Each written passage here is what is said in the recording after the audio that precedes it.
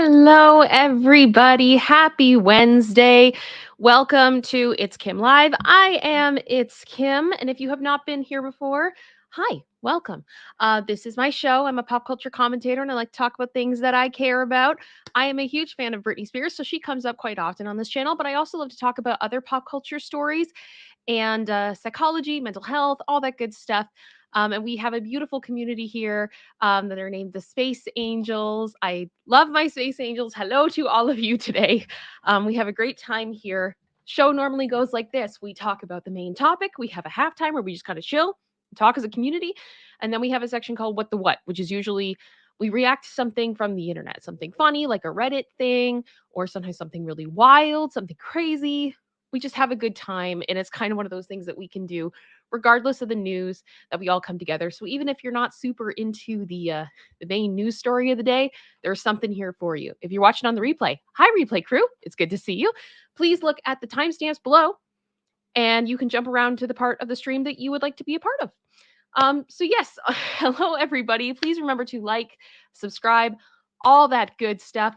I do have to say thank you right off the bat to, why are you guys not letting me do it? Why isn't it doing this? This is annoying. I'm sorry. My StreamYard is being silly.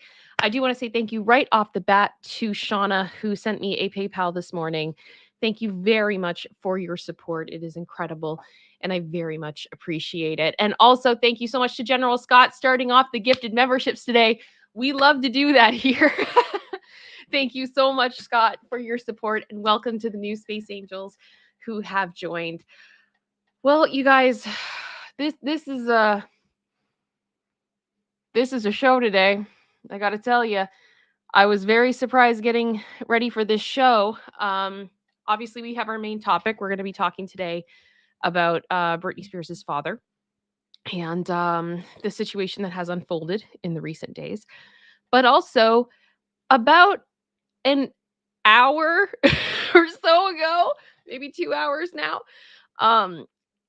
TMZ and various other media outlets have broken the news that there is another accuser who has come forward against Sean Combs, who you may know as, and I cannot with this, you may know him as Puff Daddy, Puffy, P. Diddy, or Love. I can't. Anyway, more allegations against him. And I haven't been able to cover everything about Diddy that I have wanted to, simply because last week, unfortunately, I had a concussion. I wasn't in a super great place.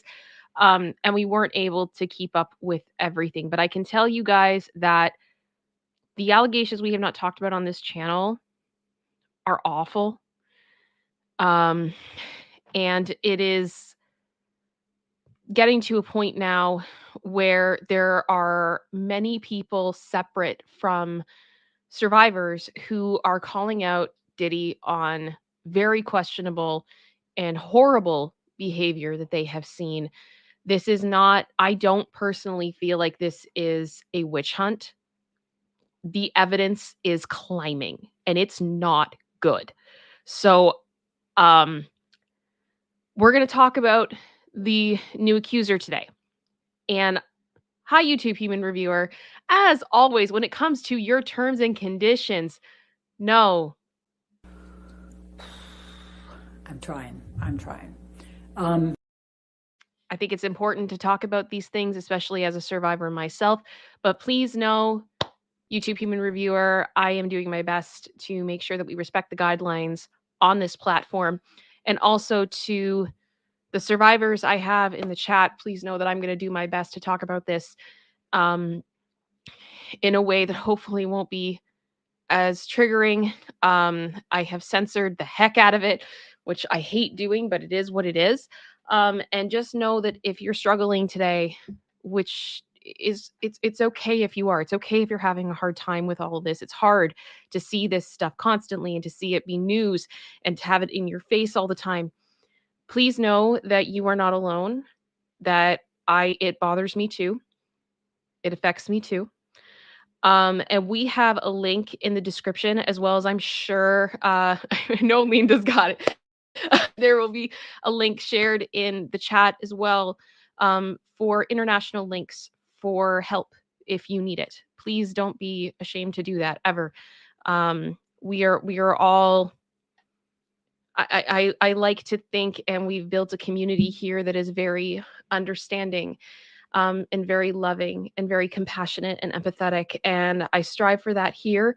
So I just ask that if people are sharing in the chat, please be respectful, be supportive of them as well. And we are going to get through all of this together. And I hope that that is all right. So we have two very happy topics today to be discussing, as I'm sure you can tell by this headline. This is the uplifting show everybody wanted. My goodness. So, pardon? Yeah, producer sister said it. That's why we have What the Wut. It's very true. It's very, very true. Um,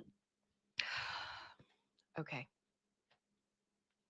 I've got this. So what I do have to say again is the disclaimers. This stream will include my speculation and opinion. This is my show, and I share those opinions on here. And if you have questions about how I have got to that place about my opinion, and you want to check out what I've been looking at, I have a document in the description. It is the source document. It is on every show. So you are welcome to check out the links that I looked at to be able to form those opinions. Do your own research. Okay. And this is not to be taken as fact. This is my opinion, and I am reading things in the news. Okay. And also, as I said before, hi, YouTube human reviewer. Nothing explicit will be shown. Trigger words have been censored. And viewers, always, I know that it isn't this community, but I do have to say, please don't send hate to anybody. It's not cute. Opinions are one thing, but don't do anything that would cause harm to other people. And I do want to say, as we talk about this issue in particular with Britney's dad, people react to stories like this in different ways.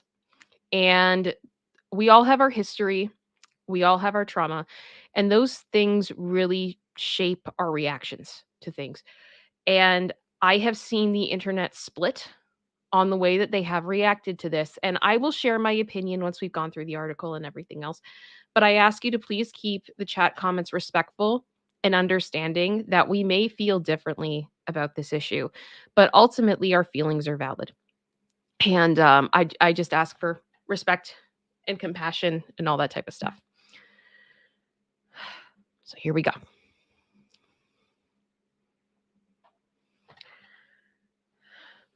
So, according to various media outlets, I'm sticking with the Daily Mail for this one. There's a specific reason for that, and we'll get to it at the end. But Britney Spears' father, Jamie, has had his leg amputated and is not doing well. But reportedly, there is hope for reconciliation with his daughter following that conservatorship controversy. Okay. Britney Spears' father, Jamie, had his leg amputated a month ago and is not doing well. According to TMZ, Jamie had a massive infection in one of his legs that landed him in the hospital for weeks. He had 5 unsuccessful surgeries to contain the infection, and doctors decided the only way to proceed was amputation. Now, I believe that this infection situation, I have read, is a long-term effect of a knee replacement he had in the mid 2000s. So this, I guess this has been brewing for a while. This has been an issue. And with 5 unsuccessful surgeries and then an amputation, my goodness, this has been ugly. And based on this information, I don't think, and I mean, obviously, I can't speak to this because I'm not his doctor. This is my opinion, but I think it's pretty obvious he's been fighting for his life. And it's not a good situation. The article continues saying Britney started making amends with her mother, Lynne, 68, and there is now hope that she can start to repair her fractured relationship with her father, who is 71. It is thought no matter what has happened, she still misses him and he harbors no resentment towards her following the conservatorship battle fallout. This site reports that Jamie, who had a well-publicized battle with alcoholism, is not doing well. He's had other ailments that have been downcast amid the torrent of criticism over his handling of the conservatorship, something he thinks is terribly unfair. That's a take. Jamie is the one who moved from Louisiana to care for his daughter back in 2007. Lots of people who were involved back then said that Jamie may have saved Britney's life. Okay, I just want to call something out right there that's really bothering me. Britney has said that when the money showed up, Jamie showed up. So people can dress that up as being honorable if they want. But the bottom line is Jamie Spears was absent for most of Britney's childhood as she worked. Jamie-Lynn Spears has said that he was responsible for horrible, like really terrible time. I can't remember the exact quote, but she has been open that he created a lot of sorrow for her in her childhood. And Britney has also alleged that Jamie was terrible to her older brother Bryan,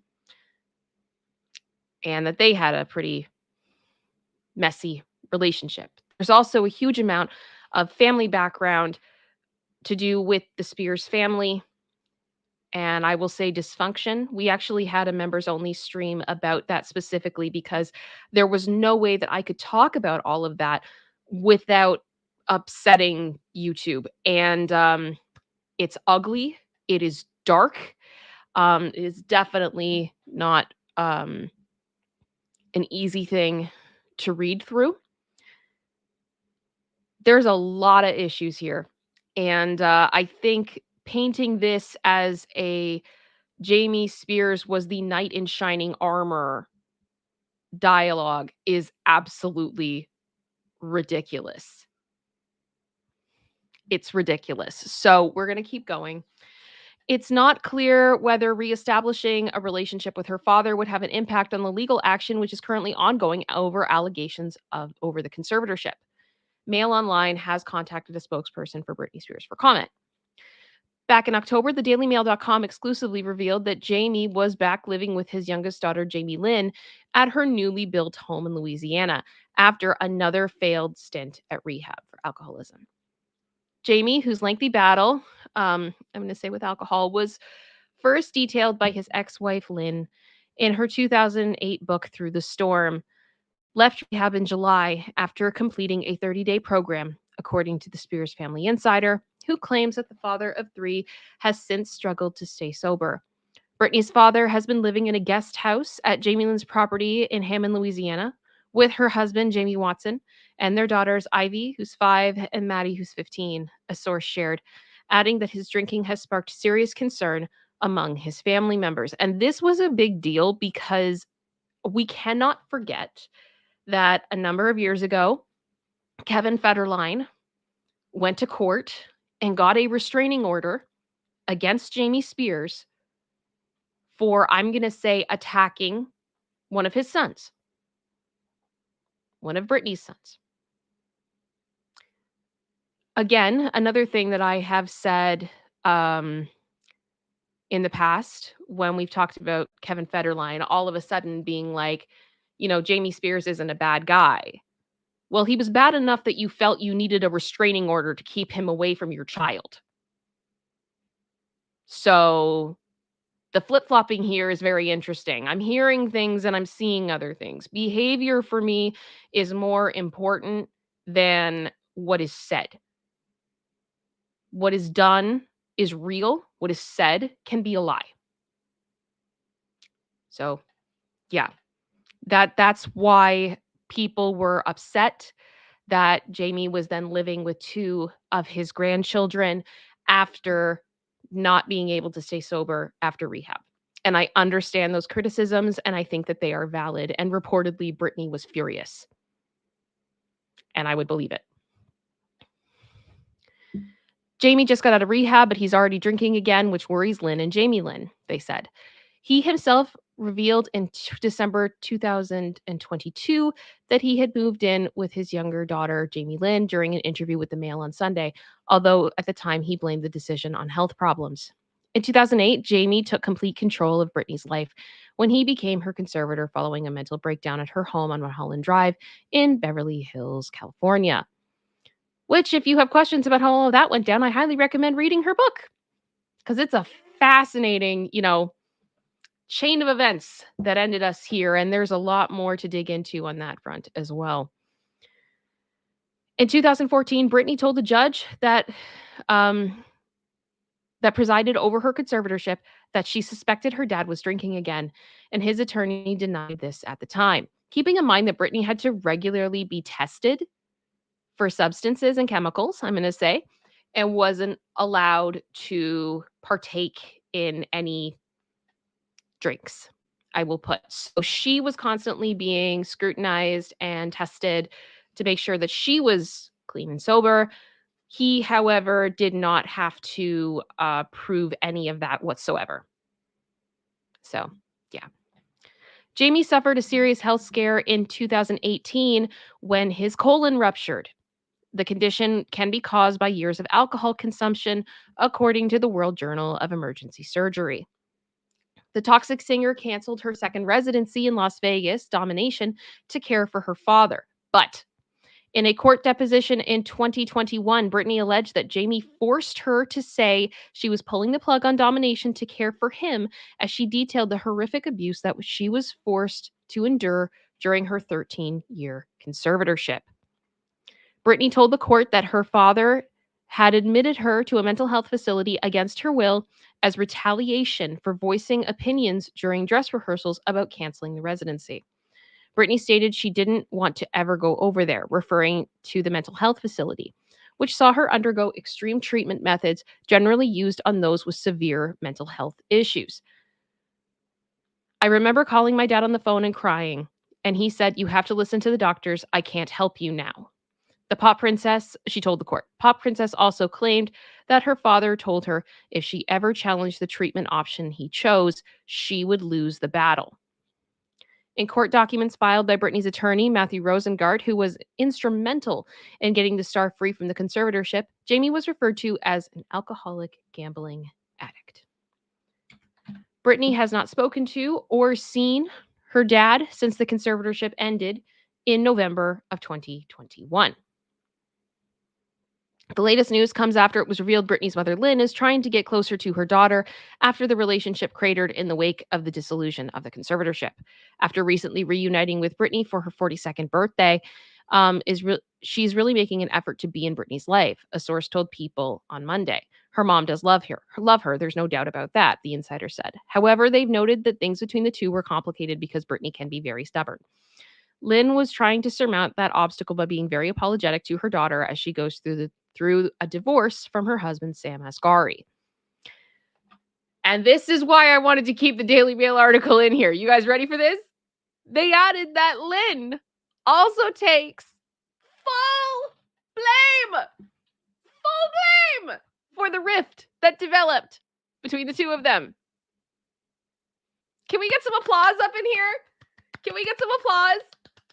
What I have been asking for when I have talked about this issue for over the past year is that Britney wanted accountability. That is what she said. She wanted her family to admit what they did. She wanted the world to know what her family did and for them to own it and to stop pretending that nothing that happened was wrong. That is what she wanted. So if Lynne is the first one to really do that, Lynne, that's going to go a really long way with me. Please, please, please, please, please, please don't do anything to make me regret saying this, please. Oh my gosh. But if so often what survivors need, what we need to be able to heal is validation of what happened. That we know we're not crazy. That we know that what happened was messed up. You can't change that. You can't change what happened. You can't change the damage. But one quote I love, love, love, love, when we were doing the coverage on Ruby Frankie and Jody Hildebrandt. When they spoke, oh my gosh, I just said, yeah, when they spoke with a survivor of Jody Hildebrandt's, Adam Polsteed. And he said on the Mormon Stories podcast that when this is going to be a paraphrase, please forgive me, but he basically said when it's out in the open, when people know what people did, the crazy goes away. And I loved that statement so much because I think it's very true. It doesn't make it better, it doesn't change what happened, but it does mean that the gaslighting stops. It does mean that you are validated and people believe you, essentially. If Lynne can admit that what she did was wrong, and maybe like as Britney has been alluding to, that it started out with what's it called? With good intentions, but it ended up being wicked. Remember that word over and over again? If she's done that, I'm happy. I am happy. And I don't feel like she necessarily has to say that to the public. If Britney is good with it, then I'm fine with it. I'm fine with it. So I genuinely hope that this is true and this is the case. So the article also went on to say Lynne is really making an effort to be in Britney's life. She likes spending time with her. The insider continued. They have a complicated relationship, but it seems they both need each other. So if healing is possible and accountability is being taken, I think that is wonderful. And I hope that it is really helpful to Britney in her healing journey. I hope it's true. Heaven, like, please, please, please. If that makes sense. You know what I mean? Okay. Now, the other thing I have to talk about with Britney's family. You guys ready for this? And that's convenient news today. Jamie-Lynn Spears returned to Dancing with the Stars finale. You know, the Jamie-Lynn Spears that left I'm a Celebrity, Get Me Out of Here like last week for medical reasons has now gone back to the other reality show she got kicked off of. It's like ping-ponging reality shows. I can't handle it. It's just so ridiculous. It's so ridiculous. It looks so sus. It looks so bad. So bad. Like, I honestly, like, there are people that are asking, like, was it the type of thing that she had to come back to the finale in order to be paid? So was this, like, organized in advance? Did she double book herself on reality TV? I can't handle this. I can't handle this. I have no idea. I have no idea. So much of this is speculation, but I just think the whole thing is ridiculous. I can't. I can't handle it. I'm sorry. It's just so stupid. All right. So, I'm sure you guys are probably wondering what I think about what's happened here with Britney's father. I absolutely love a song by Kelly Clarkson called Never Again. And one of the lyrics in that song is, I don't wish bad things, but I don't wish you well. And I think sometimes when you've been hurt by someone, that is sometimes the forgiveness that you can extend. That I'm not going to, you know, I'm not going to be Wendy Williams with, when she called out Britney Spears' parents and just said, death to all of them. That is not where I sit.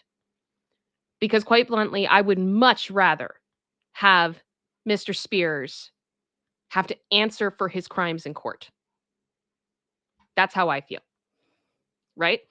I feel like, any amount of escape that he can have from this is more mercy than he deserves. So I don't like him.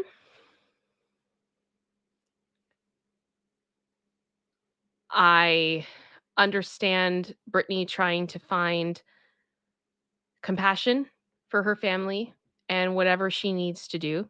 I definitely do not wish this upon him in any way. But what I want is the truth. What I want is accountability. And I think that if Jamie can survive this, then I hope to see him on that stand. I hope to see him in death positions.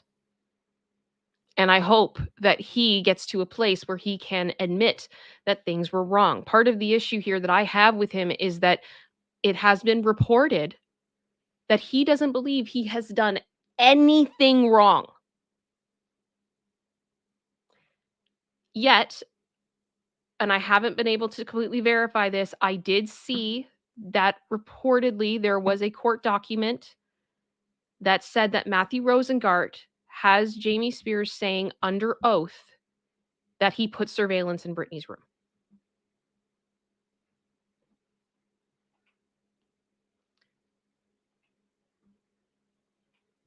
The mental abuse, the emotional abuse that this man has put his daughter through, has put his son through, has put his youngest daughter through.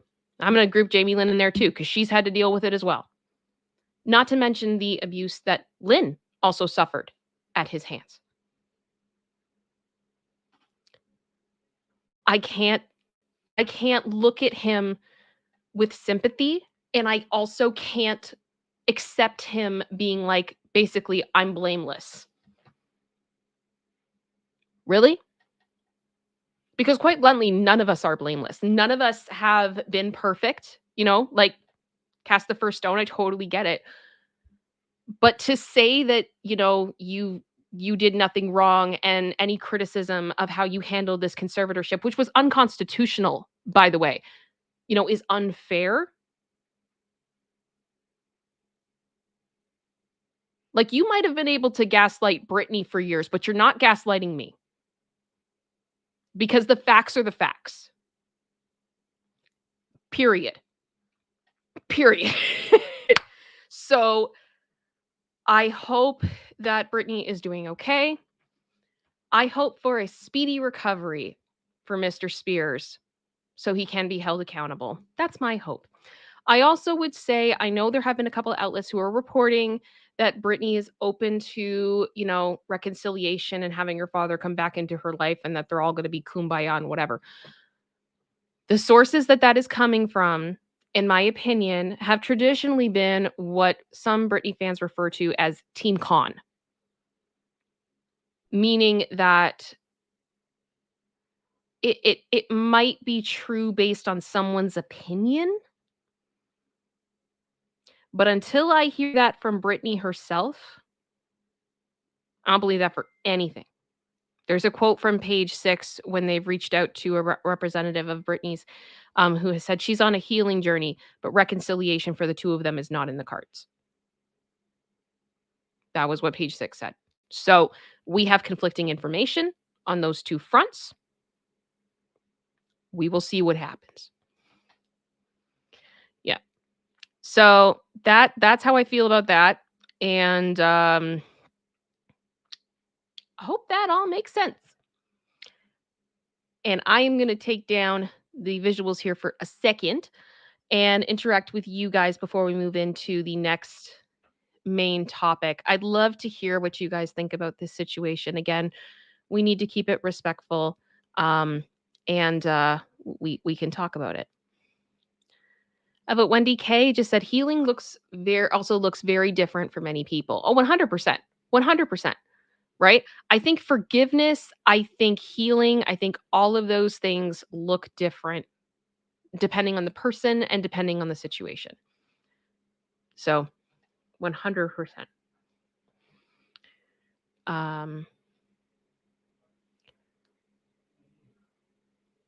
Oh gosh, Liam Hughes. Hey Kim, so did you do the Johnny Depp thing last year? Oh, did I? Yeah, Liam, I did a lot of work alongside Andy Signor on Popcorn Planet of our daily coverage of the court. And I ended up actually, thanks to an incredibly generous fan that watched our work, I ended up actually going to Las Vegas last November. And I had the privilege of being able to see him perform live with the late Jeff Beck. And I was able to actually give him a letter that I wrote just about the whole experience and the stories that I had heard from other survivors and how he had positively impacted so many people. And my friend Andy was blessed enough to be able to meet him as well.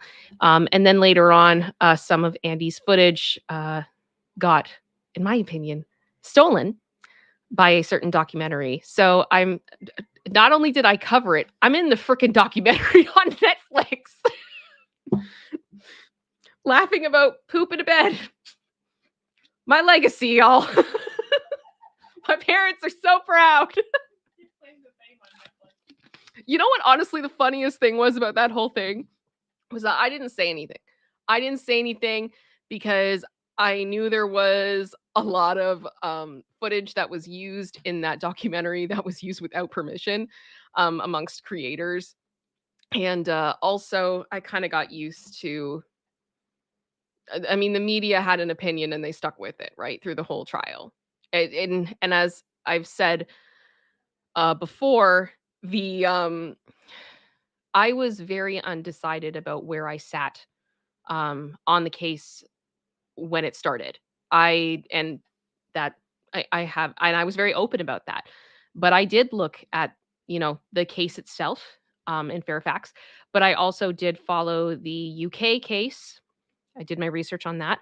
I looked at evidence from both sides that didn't get into court, that got rejected. Um, and ultimately, uh, I'm going to say Ms. Heard lied multiple times on the stand about things that were very easily proven to be lies. Um, she had a previous charge of DV from a previous partner. She was under investigation for perjury by the government of Australia.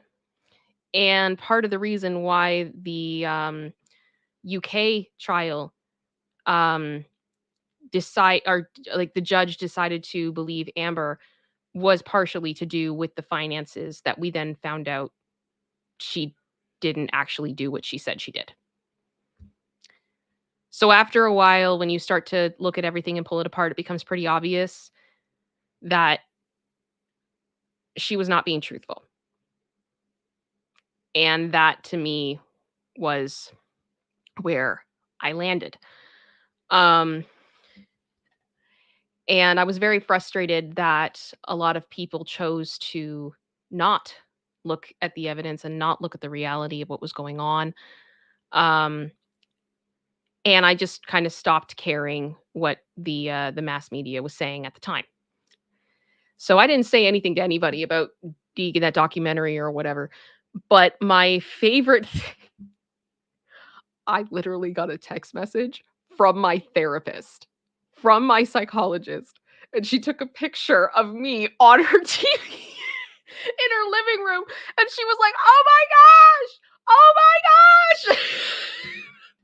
And I was like, I'm gonna hide and like go die now." Yeah.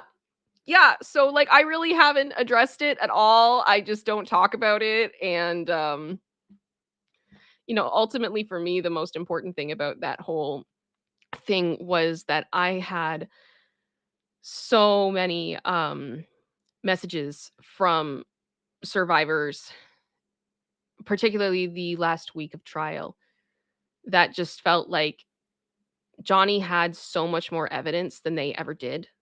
And the fact that they were seeing so many people not believe him, it made them feel like if I ever came forward, people wouldn't believe me. And I had some people, there were some people who were ready to jump off the ledge. And I did what I could in that place to try to encourage people and not have people give up. And in those moments, I realized how important that trial was, and that so many survivors saw themselves in Johnny. And that's part of why I wrote the letter that I did. And there are stories that I have heard now that I will take to my grave. And it, as much as it was absolutely terrifying, and I definitely felt the weight of that, knowing that people felt confident enough or comfortable enough to approach me and tell me stories, some of which they had never told anyone before, that is by far one of the greatest honors of my life. And to me, that was what was the most important thing of all of it. So that's that I'm proud of. That I am way more proud of than laughing at poop on a bed. If that makes sense. I hope that makes sense. I'm sorry, that was a bit of a tangent, but I hope that that's all right. Let me see here. I'm just going through the chat here. Thank you so much, General Scott, for the super sticker. I'm gonna go on YouTube, go to my YouTube window and look at that and see. Oh, it's the one up. Chomp, chomp, chomp. Thank you. As well as Tyrana, thank you so much for the $3 super sticker of the hippo.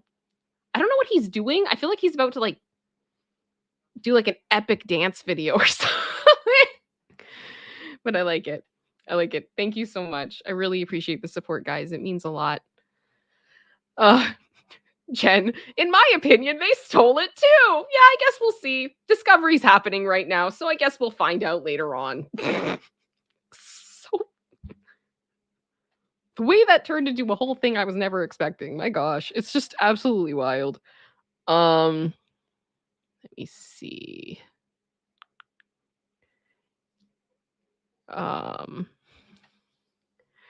Yeah. Candence Jay just said, "What do you mean, Kim? You don't use pledge and donate synonymously?" No, I don't. I don't. I don't. I do not. Oh, Medora Art, I remember that I was looking for a channel to watch the JD trial. I saw you on Popcorn Planet with the professor and Alf behind you, and I knew I'd found the place to be. That's awesome. I'm so glad. I'm so glad. So, so glad. Oh gosh, are we talking about the muffin man? Can we just stop talking about muffins? Oh my goodness.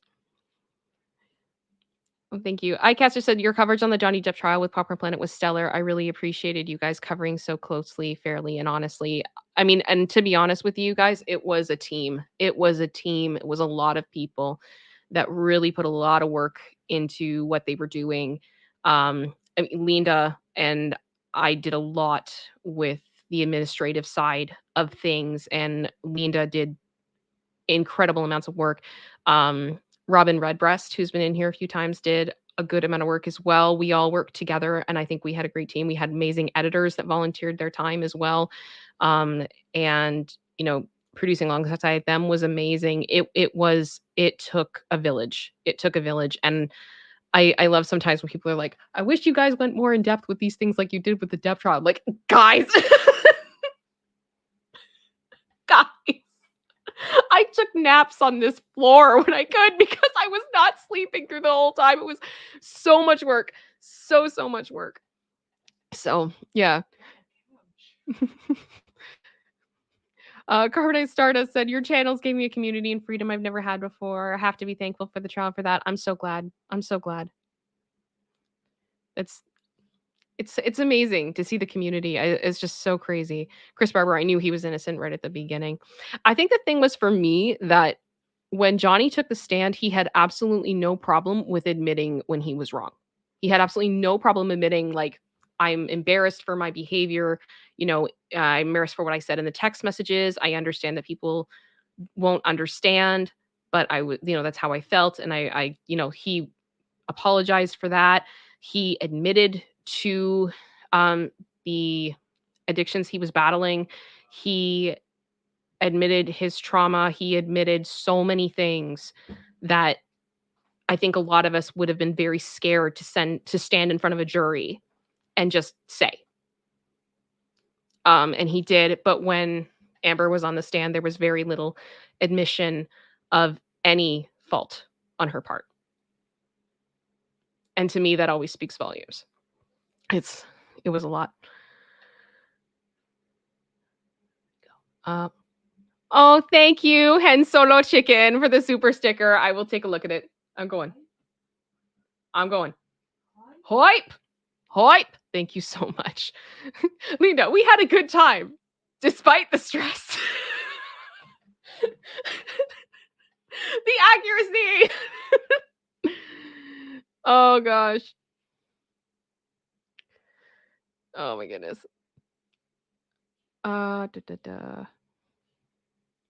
Just double checking.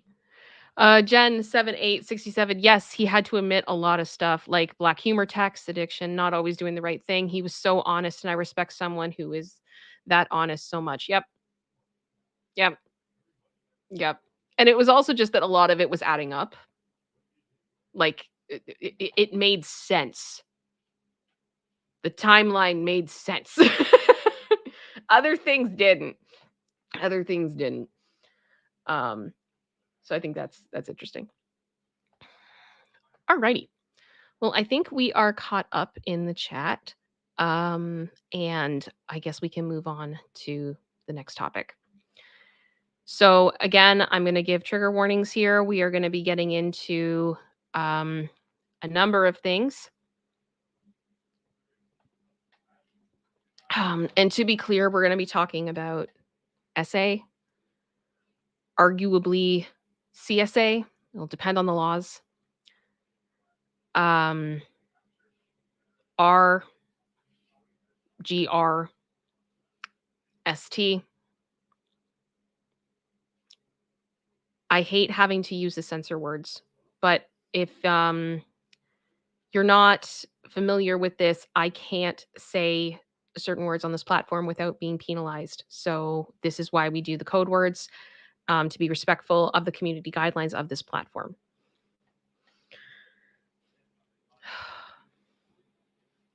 Gosh. Okay. So there is a document that is pinned, a link to a document that is pinned in the top comment, or not top comment, pinned in the chat, and I'll have it. It's in the description of the video as well if you're watching on the replay, that if you need some help, if you need support, there are international links in that document that you'd be able to find local resources and helplines and such in your area, wherever you are in the world. We've done our best to make sure that there's stuff for everybody. So, all right.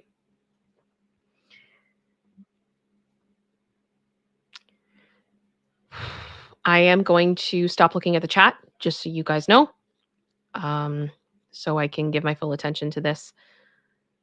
And I apologize if there's points where I need to take a few breaths or whatever, but this stuff can be triggering for me as well. So here we go.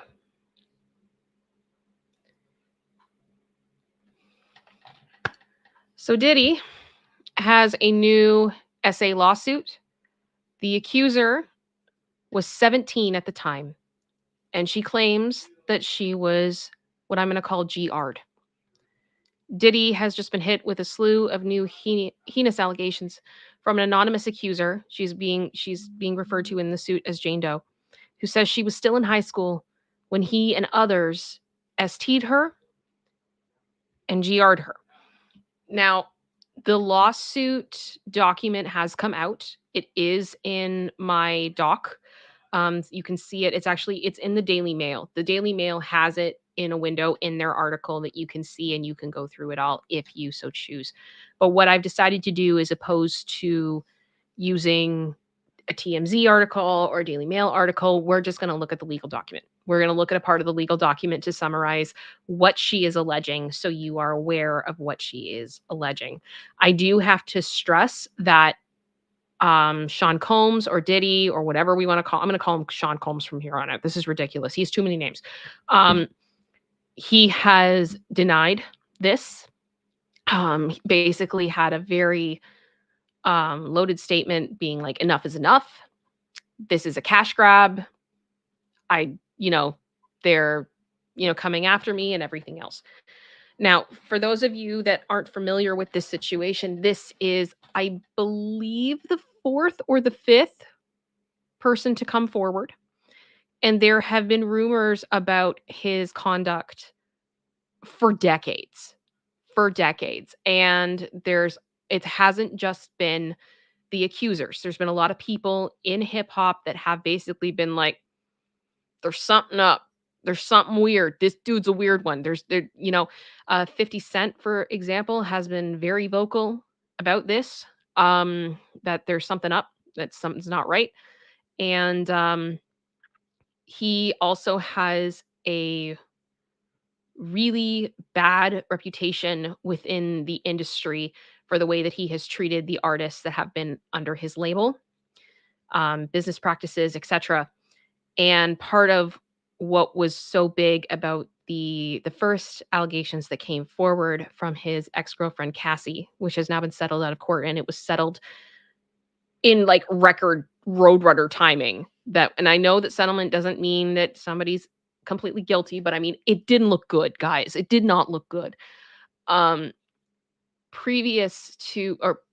to the lawsuit being filed by Cassie, he made a decision to give the publishing rights of artist music back to them that were under his label, but under the requirement that they sign an NDA that they can't say anything bad about him or the company. And some artists refuse. And they are also backing the people who are coming forward. There's a lot of people who aren't on this planet anymore, mysteriously, that have been involved. And it just, the deeper you go on this, guys, the darker it gets. It's really bad. And I also, I'm going to put that up. Yep. There's a lot of rumors about his involvement with what I'm going to call the A's of Tupac and Biggie Smalls. And the trial for Tupac is coming. And I think this is going to be there's going to be stuff about him in that front. So here are the documents. So part of the document said, unlike many victims who have come forward for decades, Ms. Doe can prove that she not only met Mr. Combs on the night in question, but was in his studio in New York City with him on that night. And these are photos that she has provided. She has censored her face for her privacy. Remember viewing these. Ms. Doe was 17 years old. She was in the 11th grade when this happened. Allegedly. Specifically in 2003, when she was only 17 years old and in the 11th grade, Miss Doe was ST and GR'd by Combs, Mr. Pierre, who is someone else who is in this lawsuit, and the third assailant. She is unsure of who this person is. In short, when she was just a teenager, Miss Doe met Mr. Pierre and the third assailant in a lounge in Detroit, Michigan. While at the lounge, Mr. Pierre insisted that he was best friends with Mr. Combs and even called Mr. Combs with Miss Doe. Mr. Combs convinced Miss Doe, who was half his age at the time, to accompany Mr. Pierre and the third assailant on a private jet to come to his studio in New York City. Before they left for the private jet, Mr. Pierre smoked what I'm going to call whack in a bathroom at the lounge, in which he also essayed Miss Doe by forcing her to give him OS. Mr. Pierre, the third assailant, and another gentleman then escorted the high schooler to a private jet, which flew them to Teterboro, New Jersey. There was an SUV awaiting the group at Teterboro, and the four of them were driven to Daddy's House Recording Studio, a studio famously owned and operated by Mr. Combs and Bad Boy Records. This is the record label, if you are unaware. While at the studio, Mr. Combs and his associates, including Mr. Pierre, plied Miss Doe with chemicals and drinks, keeping in mind that she is 17. And in the United States, the legal drinking age is 21. As the night wore on, the 17-year-old Miss Doe became more and more inebriated. eventually to the point that she could not possibly have consented to adult activities with anyone, much less someone twice her age. While at the studio, Miss Doe was GR'd by Mr. Combs, the third assailant, and Mr. Pierre, in that order. When Mr. Combs was R-ing Ms. Doe, he complained that he could not finish unless she pinched parts of his chest as hard as she could. Mr. Combs then watched on as the third assailant, who Ms. Doe had not even realized had begun to SA and R Ms. Doe, as she told him to stop. The third assailant was finished. When the third assailant was finished, after he was finished, Mr. Pierre took his turn at R Ms. Doe and then aggressively forced OS, during which Ms. Doe was unable to breathe. And that is a very big censor because I cannot read what is under that text. When Mr. Pierre finished, he left Ms. Doe in the bathroom alone. Ms. Doe fell into the fetal position and laid on the floor. She was in pain in an intimate area. Finally, after a period of time, Ms. Doe regained her bearings. However, she could barely stand up following the GR and had to be helped to walk out of the building and back into a car. She was taken back to the airport and flown back to Michigan. However, she has very limited recollection of her transport home and only remembers being in the car sometime in the early morning.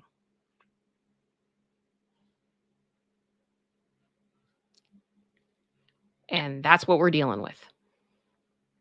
That's the case. She is asking for a jury trial. And it sounds like, based on Combs's statement today, that he's going to fight it. So this may be going to jury. And I guess the thing is, I am inclined to believe her because of the context that has come prior to this. Also, and I'm just going to put this out here, this is my opinion. What business does a grown man have taking a 16-year-old girl, putting her on 17-year-old girl, putting her on a private jet, flying her to another state to then have her come into his studio? Did he do it for funsies? Are you serious right now? If they can prove that she got on that flight, that flight happened, and that she was transported, okay, we don't have to go full Carrie. Oh, producer sister apparently asked for it. Could you actually, I'm sorry, I do need the lights a little bit, like, more better so I can read better and see better, because it's going to give me a headache. I'm sorry about that. We'll figure out lighting. We will. We'll figure out rant lighting. We'll get there.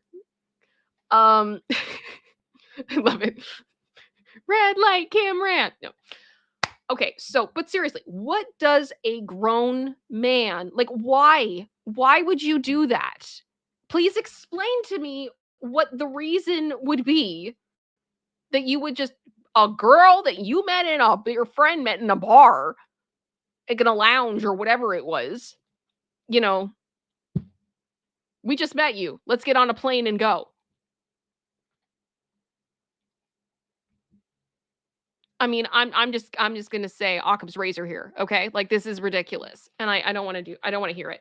The other part of this that is concerning, yeah, and I was gonna say too, sorry, Ketchup just said plus pics, yeah. So she proved that she was there. She proved that she was there. So even if they can't prove that she was on that flight, if she could prove that she was in Michigan like the day before, and then she's suddenly in New York City, she's 17. How's she gonna get there? How'd she get there? Right? So I think that that's an important part that's probably going to be very interesting in the trial. The other part of this, and I have to give props to Pascal. If you guys are not watching the Pascal show, you should be. He did incredible coverage on this this morning. Or I guess this afternoon. It was this afternoon. This afternoon. One of the things that he brought up that I thought was important was, with the context that we're looking at with everything, these, what were called FOs or freak offs were what they were called. Diddy allegedly had a habit of filming or taking pictures of what was happening. And we know this because some of those images and videos have been sent to other people in the industry. And they have spoken about it. I don't know when he started to do that. But let's be real here. If there's discovery and something is found, I don't know what the laws are in New York.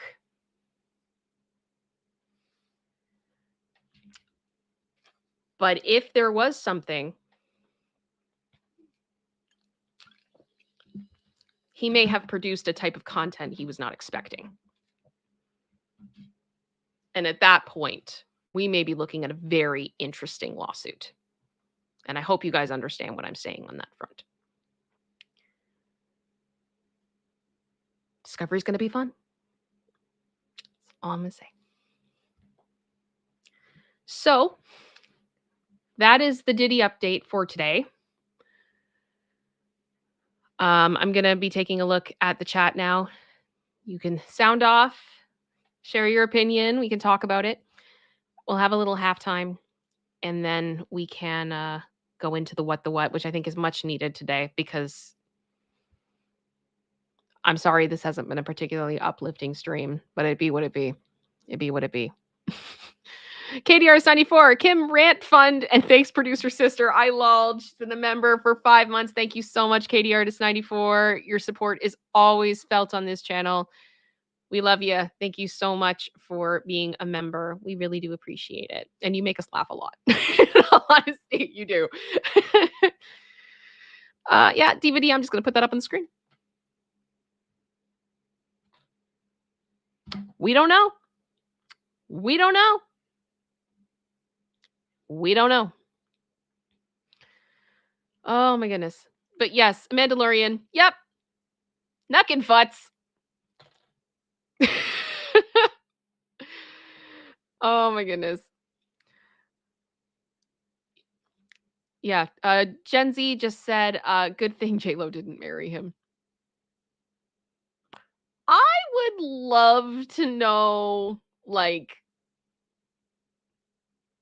her side of all of this. I think she probably has stories. I think she has stories. Maybe one day she'll be in a place where she can talk about it if she wants to. Wendy K, just to be devil's advocate, why did she get on a plane after forced in the bathroom? Not victim blaming, but that might be a question for the jury. I mean, I'm going to go with she may not have had a choice. Or here's the thing. Wendy, with the eyes of the law, from my understanding, and I'm not a lawyer. I'm not going to claim to be one at all. I'm trying to get better at understanding law and all that type of stuff. If someone is underage, they cannot consent. They can't. It doesn't matter if they thought in that moment that, oh, I want to do this. They don't have, in the eyes of the law, to be able, like, they don't have the ability in the eyes of the law to be able to consent. Because if you start to go down that road, what you're starting to talk about is in situations with ST or SA or whatever, an R, those things can be held over people's heads. That if you don't do this, this will happen. So the person then in that moment goes, then I guess it's happening. That's not consent. And it certainly is not consent for a child. So that in a legal sense, if she's underage, I can't see that being a very good defense because it doesn't hold up. I mean, please correct me if I'm wrong. I don't know what the laws are in the state of New York because that's what it would have to be. That's where it would have to be tried. I would assume, or that would be the state laws. Was it in? No, I thought was it in Jersey? I know they landed in Jersey, but I thought that they went to the studio after that, because like New Jersey and New York are, yeah. So it's that's a whole thing.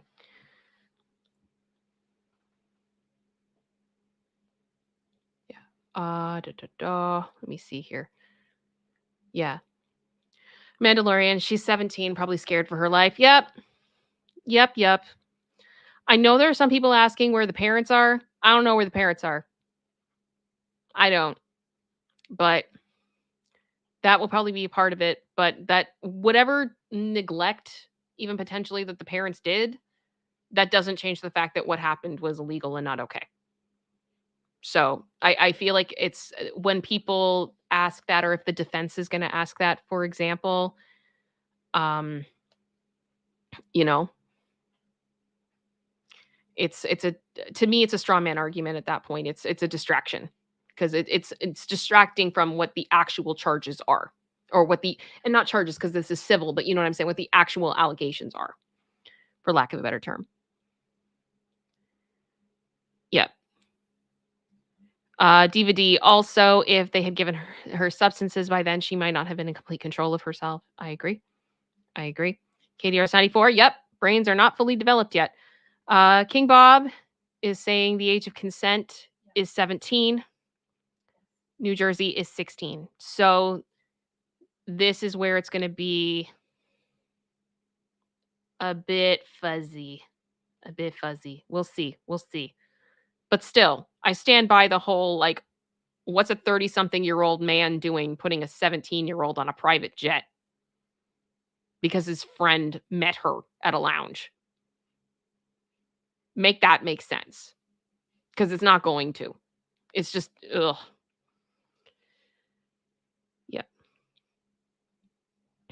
Billy Cat, you can go into auto mode, no memory of the travel, etc. She just wanted to get away. Yeah. Exactly, Carbonized. Our mode is survival. We will do whatever it takes to survive, and she did. Yeah. It's yeah. King Bob, yeah. That doesn't make it right. No, it doesn't. It doesn't. That's always an argument I have with people. All right, you guys. Halftime? We talk about some happier things. I have a Lacey here who is sleeping. I don't want to like wake her up, but yeah, she's just chilling. She's having a good day. She's having a good chill day, which is nice. It's good to see her relaxing. I actually will give you guys this update about her because some of you know that she had surgery a couple of weeks ago. Actually, a producer sister, I didn't tell you this. Yesterday, Lacey went over to one of her favorite things in the world, which are her little tennis balls. She gets the smaller size one for small dogs. And she loves the little balls. And she has like a zillion of them at this point. And she treats them all like they are her children. When she cannot find one, she cries. She literally cries. She will like bark at us constantly if she finds one of them that is stuck and she can't get it. It's a whole thing. They are her children. A producer sister just is like, she counts them. She does. She knows exactly how many there are. And yeah, what I have to do for her is I had to take away the balls when she had the surgery because she kept wanting to pick it up, and that was not a good idea for her. And she last night found one of her balls, picked it up. She did not show any signs of pain. She brought it over to me and was like, I'm ready to play. And we had our first, play session in a very long time because in the prep for the surgery, she couldn't play either. So I'm so happy to see that is the case with her. So Jen just said, lol, your dog is cute. Is she a poodle mix of some kind? Yes, she is 3/4 toy poodle, 1/4 Shih Tzu. So super, super smart, super fluffy, super loving, and sassy. She is stubborn.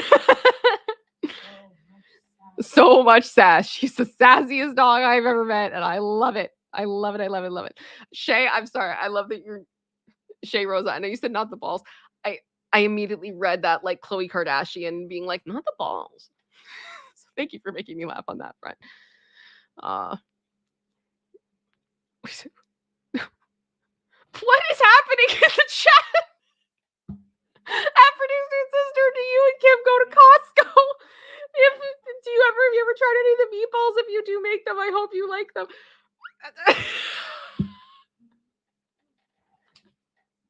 I love how random this community is. You guys are amazing. Yeah, we do love Costco. We do love Costco. I will say I'm not super big on meatballs. That's not really my thing. My fella loves them. I think the rest of my family loves them, and I think we have gotten them from there. I would assume. Yeah, producer sister says yeah. I think so. Yeah, exactly. Who had Carbonized Stardust? Who had Costco and meatball on their Wednesday bingo card? I will say I love Costco pizza. I love Costco pizza.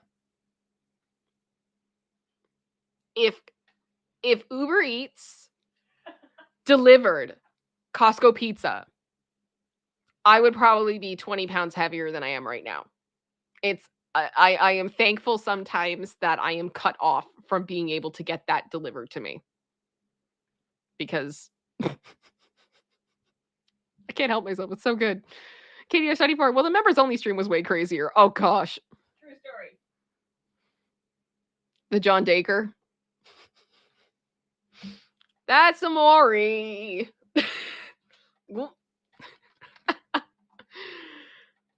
Average Supreme garlic bread on the side, Kim. I mean, I would. I'm sure if Costco did do garlic bread, it would probably go over very well. Maybe that's something they should look into. I would support that. We do love their fries though. Yes. We love their fries. And lemon cheesecake. That is one thing I haven't had yet since the streams. And I also haven't had almond cake either. So oh my goodness. Sorry, I've never had Costco pizza. You should. It's good. And I mean the ones that like the one that you get at their like where you buy like their ice like their food court basically in there.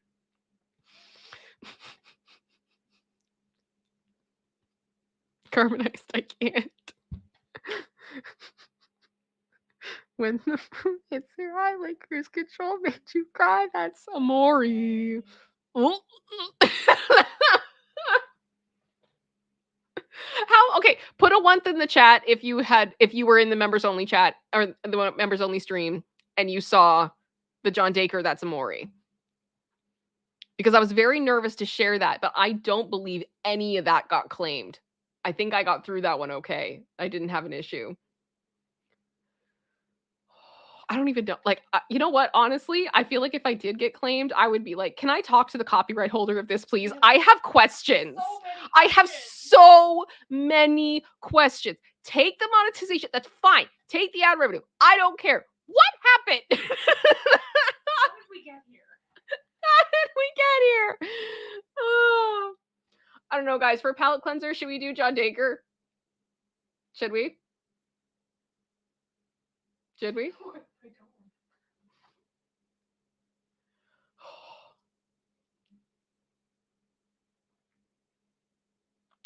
Okay, I'm just doing. Okay, are members cool if we watch this again? And I will have to again be like really careful with it. I'm gonna have to talk over it a little bit. This is for fair use. I am reporting the news, which is John Daker, one of the greatest mysteries of the universe. We have so many questions. Another. Okay, I think we're good. Okay, so the context of this was that there. Why we watched this on the stream was one of my good friends sent me a video of a church worship team fail. And this then started a conversation that we had where I shared with him my favorite church worship team thing ever that always makes me laugh. And it's this, I believe it's First Methodist Church. Yeah. They had, I believe what happened, and I have researched this. That's why I say this is fair use. I've dug on this story. This group of people from this church that did like music and talent and things like that, they rented out a time slot on their local TV station. Apparently they did this annually from what I remember, from what I saw, allegedly. And so this was on television and someone recorded it on a VHS player and kept it. And then they shared it with certain people. And so the whole show is lost media. And oh my goodness, were people looking for it. But this beautiful gem is the opening number, I believe, of this special. So they did this for television. They did this for public consumption. And it has subtitles. You're going to need them. And so there's going to be a lovely lady who's going to explain to you what is going to happen, and you better like it. You're going to deal with it. It's going to happen. And then we're going to listen to John serenade us, and I'm going to put the audio up, and I hope we're all good. Are we ready?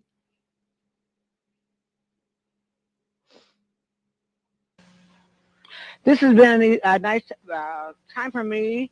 This year, I have made 55 years teaching in this town. And for the students on this show tonight, go to the First United Methodist Church. That includes me. That includes me. First United Methodist Church. Reverend Jones, Bill Jones opened our show last time, and he's not here tonight.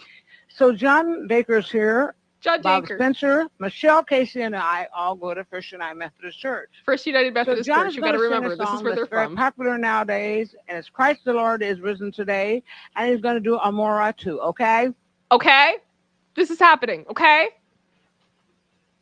My name is John Daker. And I'm an alcoholic every time. Lord is risen today. Hallelujah. Sons of men and angels say hallelujah. It's your voice in triumph high. Hallelujah. That eyebrow thing always reminds me of like an animatronic, and I can't handle it.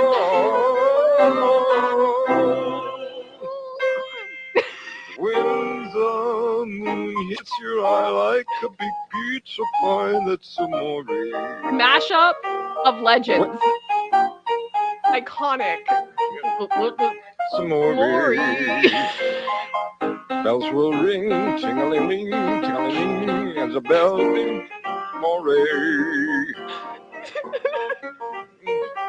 We've all lost when you can't. Amore. Yes, this is real. This is real.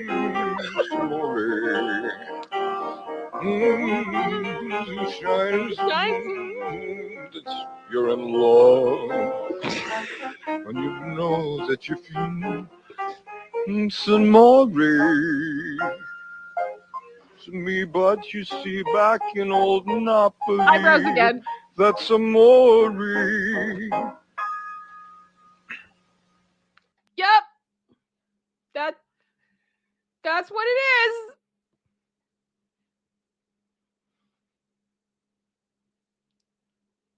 What do we think? Is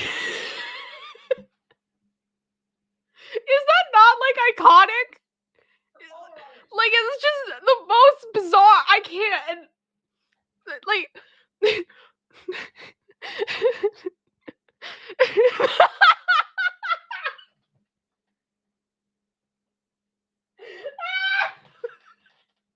Scott! I can't even say it. I can't. Rando, was he told he had to do this like 2 minutes before the? I don't know, and this is what I mean. This is fair use. I want to know. I would do I would make a documentary documentary about this. I would investigate. I would travel across the country. I've literally looked at Reddit posts where there's somebody like, I think I actually saw John Daker today. He was in my car dealership. Like, I've gone so deep on this. I have been so hyper-focused on this. I just want to know the truth.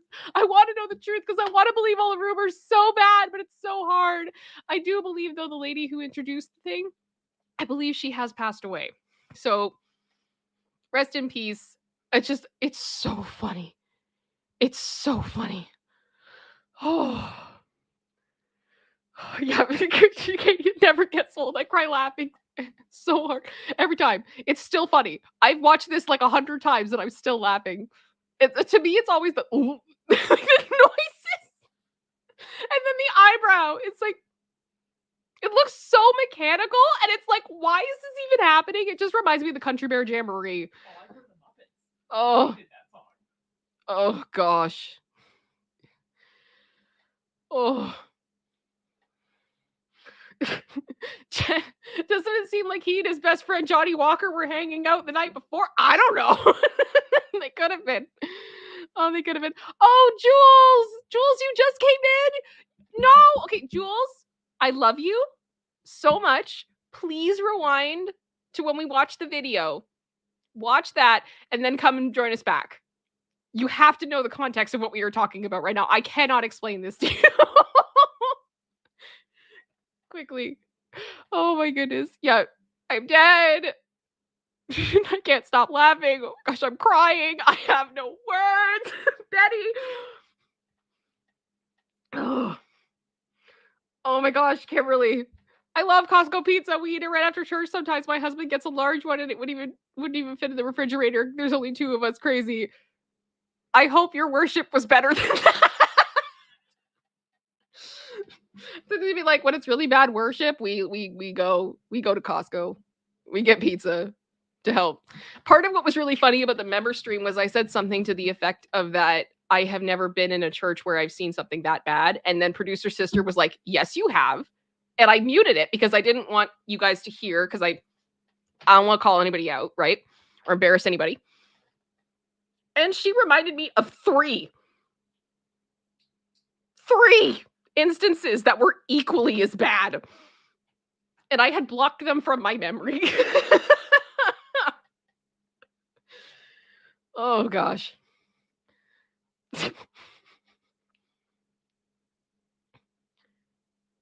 Yeah, Jules, I guess I have to go back to the beginning. No, just go back to the video we just watched. That's the only thing. That's all I would say. 5 minutes or so. Carbonized artist. Well, now we know General Scott's kink. We do. We know. No shame here. We don't kink shame here. That's not a thing. Don't bring any bad singing old white guys around here.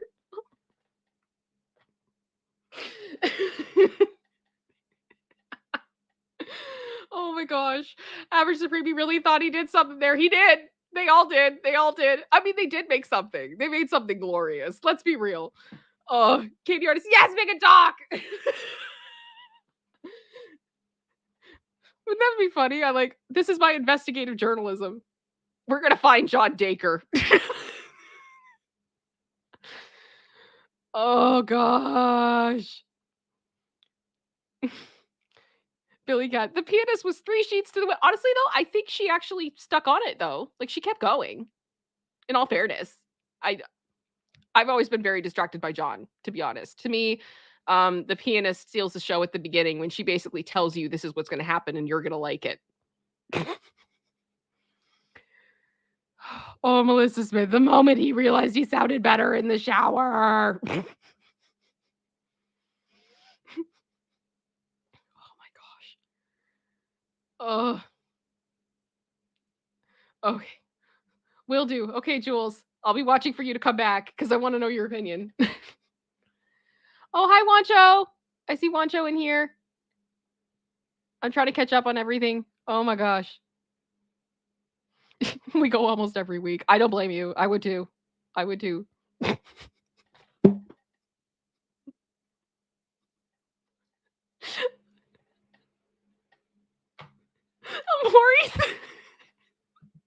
Maurice.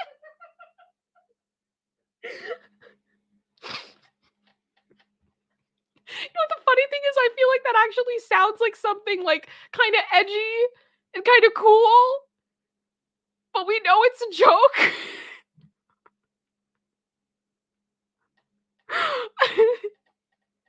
I'm sorry. It's really funny to me. Okay. Yeah, Asher's mom, John is the star. John is the star. Oh, Tango!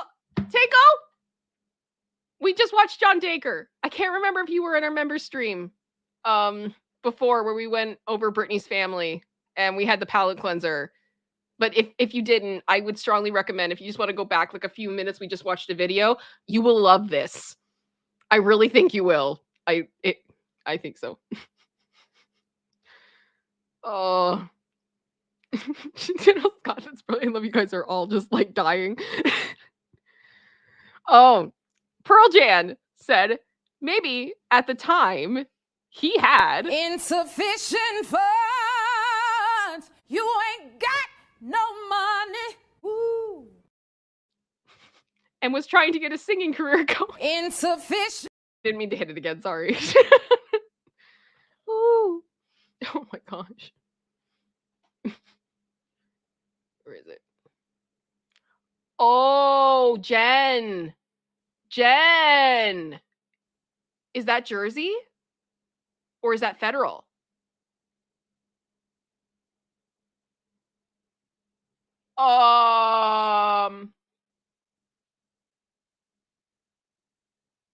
So yeah. I think that's federal. USC would be U.S. Constitution, right?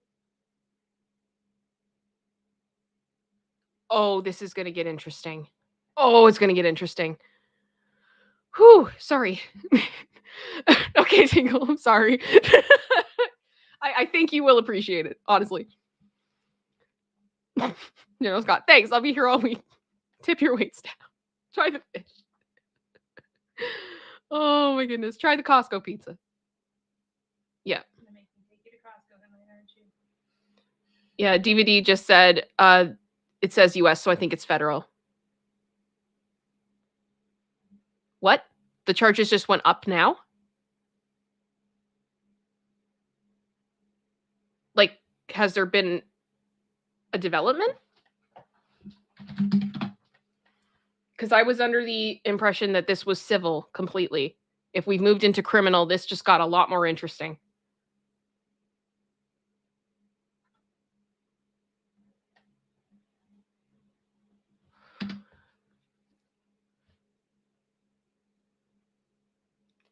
Jen, no, don't be sorry. Thank you for sharing that. I do really appreciate it.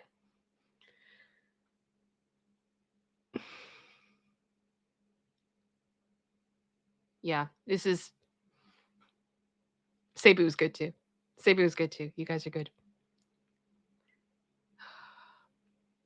Let me see.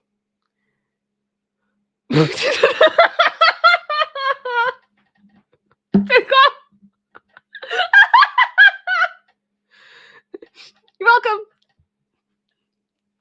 Lord. Sorry. Oh my gosh.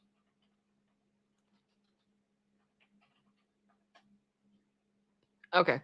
I'm not seeing anything specifically about charges, but I mean, if they find it in discovery, I mean, that's it. That's what's gonna happen. Yeah. City D. Yup. And that might actually okay. Pieces coming together in my mind. Speculation and opinion. If that is possible, I understand why he would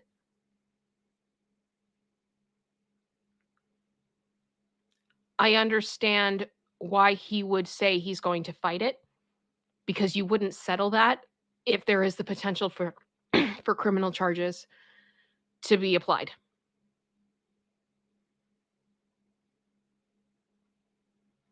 So it's interesting. Christine just said, for those of us who are late, who are we discussing possible tea? Diddy? Yes, there has been a new allegation today, a new lawsuit today um, from a Jane Doe who claims that she was 17. And it was across state lines. There were multiple perpetrators. It's ugly. It's ugly. And she can prove she was there. So. Jules! No! Just no! I can't with this guy. Made me want to do flips. I hope you liked it. I hope you liked it. That's a family favorite of ours. It always gets us. It's always funny. All right. Well, you guys, are we ready for What the What? I just got here back to watch John Daker. Oh my gosh, the secondhand embarrassment. I know. It's insane. It's literally insane. But it's beautiful. It's beautiful. And we haven't gotten any claiming or anything, so that's nice. Please don't claim me. Are we not demonetized yet? We're not demonetized yet. No. I know, and like knock on wood, my gosh. But like compared to the other ones where I've literally said someone's name or we've played the intro and we've gotten limited. Explain, YouTube. Ridiculous. Okay, if we're ready for What the What, let's go. So, this is a special What the What that producer sister and I have discussed for a couple of weeks. Months. I do know this story. It's been a long time since I've read it. Normally with What the What's, I may get a couple little directions so I know we're moving into a certain thing, or producer sister will let me know about any potential triggers so I can let you guys know, that type of thing. But I usually don't know a huge amount. Like, for example, when we did our What the What on Monday, I did not know we had a double agent. Okay. I had no idea. And we all reacted in real time together. So, yeah. So that's kind of that. But this is something that I love. And I actually wanted to share with Planeteers the first Christmas that I was working behind the scenes. So I'm so excited that I get to actually share this with you now because it's a lot of fun. This is a story about Frank, who is a gargoyle, and the Karen that hates him, and the owner of the gargoyle that is levels of petty that we should all strive to be. Like, I want to be this woman when I grow up. Okay. And put a 1 in the chat if you know this story, because some of you may. Sorry, my lips feel weird for a second.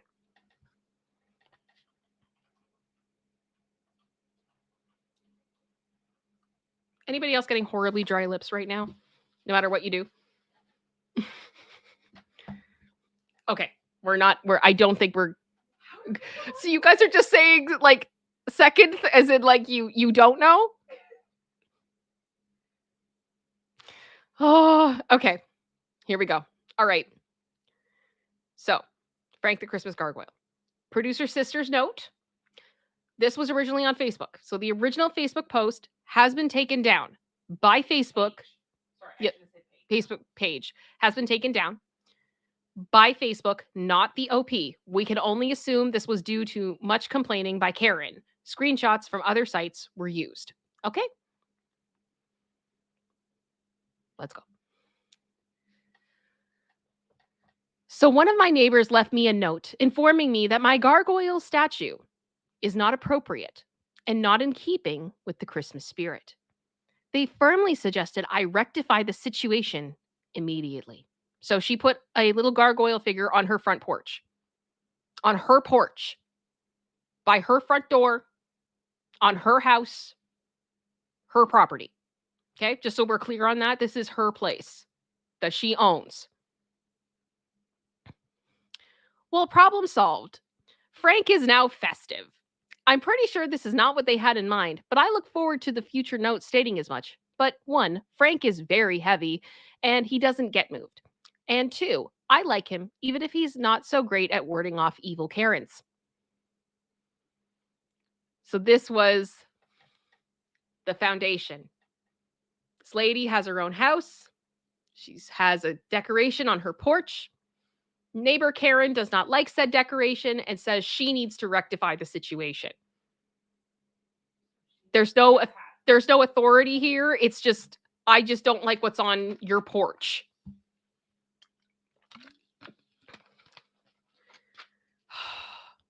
Yeah. Average Supreme. This looks like one of those homes with a garage in the front door, so it would be far from eye view, but that's speculation. I am inclined to agree with you. Oh, Tinkle, get ready. Get ready. Let's go. So the next post, I decided to increase the degree of festiveness. So she added a little tree. So now he's super festive. Also, it looks like she put like some snow around him on the bottom. Was that on the first one? No, she added skirting. Aww. So beautiful. Next one. Got a new note wanting to know if I think I'm funny. Why, yes. Yes, I do. I decided to add an elf on the shelf and leave a note back that the elf is always watching. I may add one item a day now, like an advent calendar. Too bad my porch is so small. I could really deck it out. So we now have skirting, tree, elf on the shelf, and gargoyle. Frank.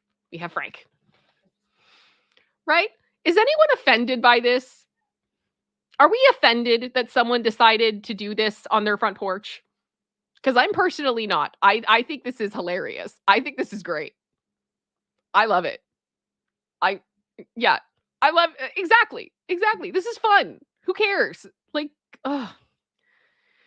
Today we added a snowman. No new notes yet, but the one I left was crumpled up on my flower bed. So Karen knows it's on.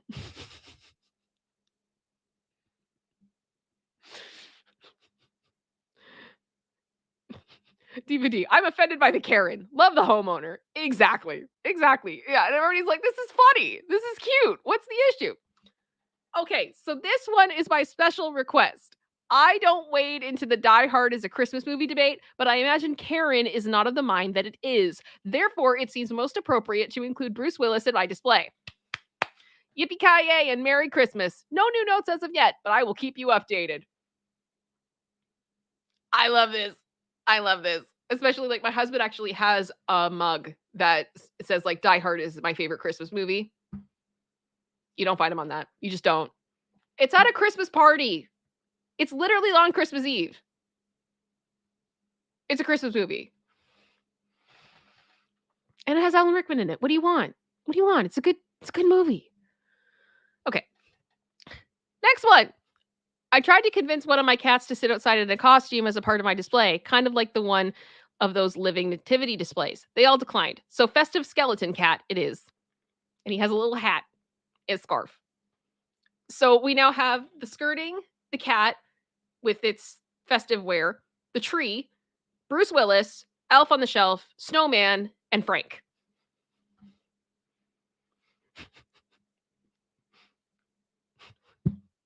God, this is turning into the Shrooms Christmas I had back in 99. Oh my gosh. Medora Art. I would love to be Opie's friend. This is awesome. Exactly. So the whole thing is, so like this is happening in real time on Facebook, right? People are now following Frank the Gargoyle. They want to know what's happening. Everybody's saying, screw the Karen, go have fun, live your life. Let's just have a good time, right?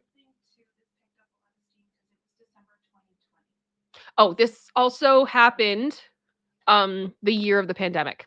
People were looking for something. Yeah. So people were looking for something to laugh at, something to have fun with, and I think that's part of why the producer sister thinks that this is part of why it got more famous. A lot of people commented. Yeah, a lot of people commented it as well. Got another note on my door when I arrived home from work today. Karen informed me that I'm being beyond childish and my behavior is ridiculous. She also called me out for celebrating death. which I assume she means she does not like my festive cat skeleton, and that it is unbelievable that I would mock the homeless in such a manner. I forgot about that. Where did that come from? What are you even talking about? I'm assuming she's talking about the Die Hard picture and doesn't know that's Bruce Willis, but I'm not fluent and crazy, so who knows? She complained about my inflatable Christmas Fiona in the front yard, which is just rude. I assume that's the hippo? Yep. So she had a hippo inflatable. Like, I want a hippopotamus for Christmas. It's quite festive. It's quite on brand. What show? Wait, the homeless?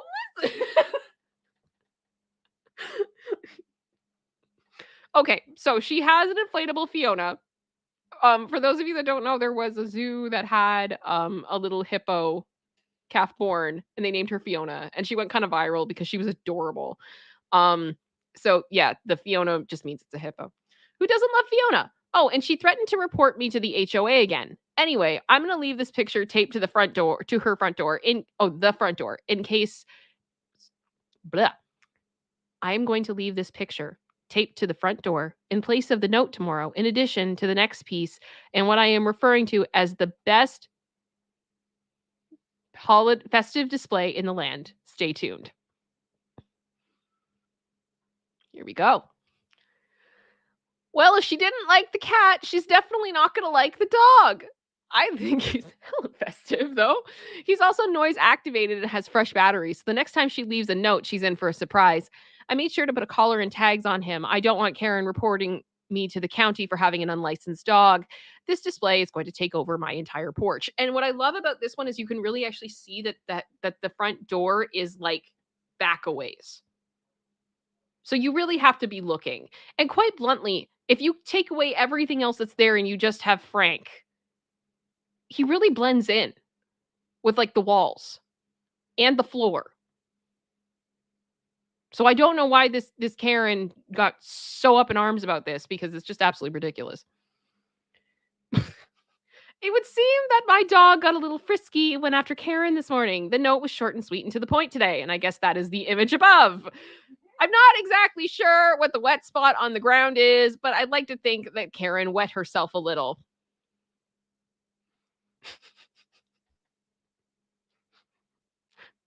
Are you guys getting why I love this story? Why I got so invested? It's so good. It is so good.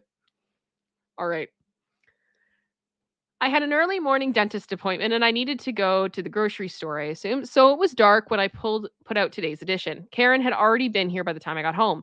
Originally, I had hippos out, and she left me a note saying, "Hippos have nothing to do with Christmas."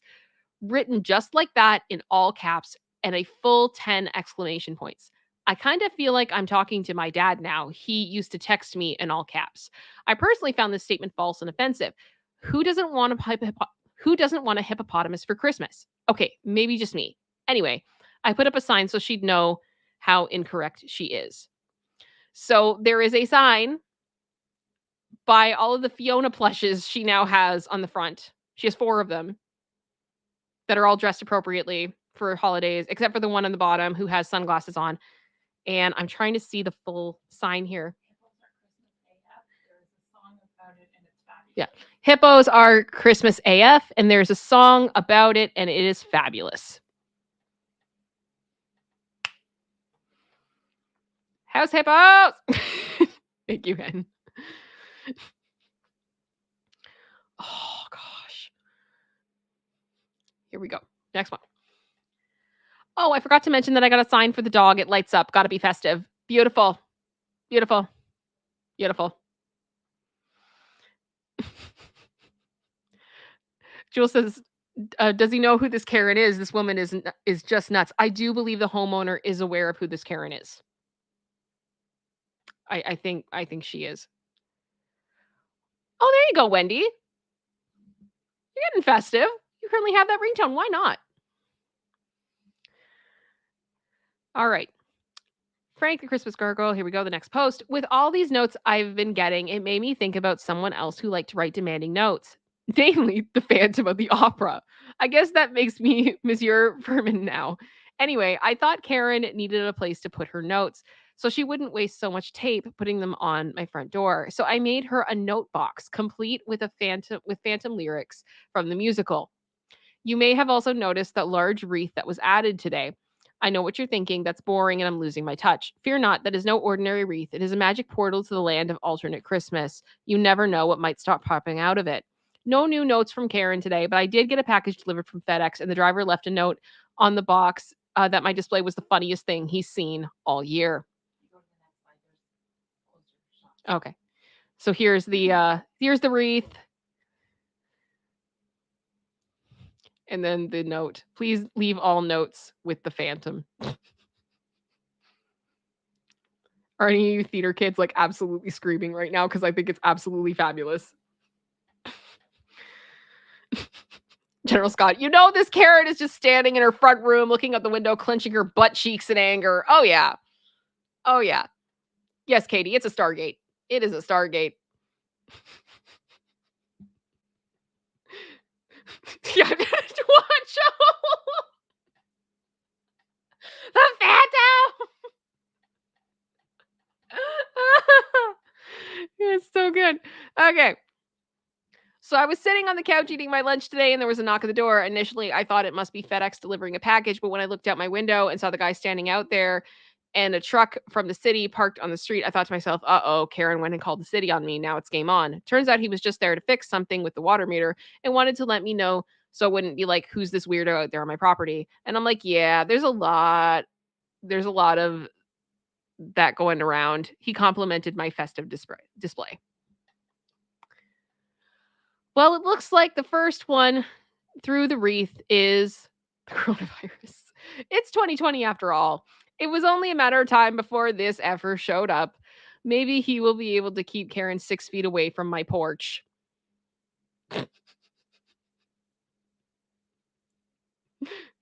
I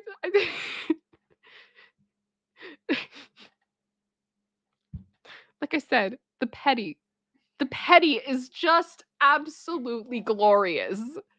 Glorious. Yeah. Watch how I know. I can't. Oh, Denise, thank you for the super chat. I appreciate that. My friend from my church's youth ministry, he made a whole saga on social media about his longing to meet Fiona, and it happened. It was all on Instagram, and it was gold. That's adorable. That's so cute, Denise. Thank you for sharing that. That's awesome. That's awesome. The red stuffed toy is it's supposed to be a cell of the coronavirus. Yeah. But yeah, Katie, artist 94, Petty University, 100%. 100%. This person has a master's, if not a doctorate, in Petty.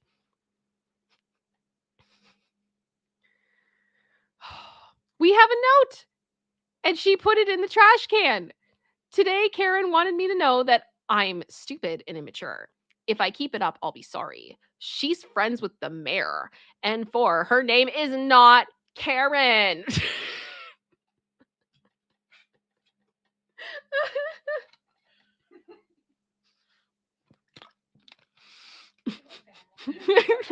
Watch out the beanie.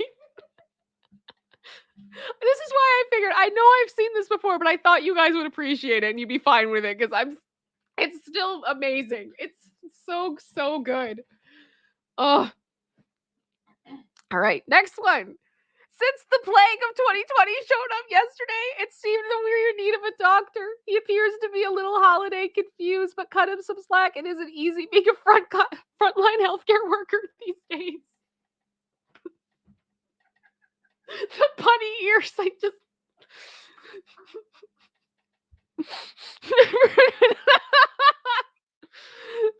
Oh gosh. It's so funny. Right, Jules? I know. It just kept going. Can you imagine watching this in real time? Like, it's the winter of 2020. You've been through it.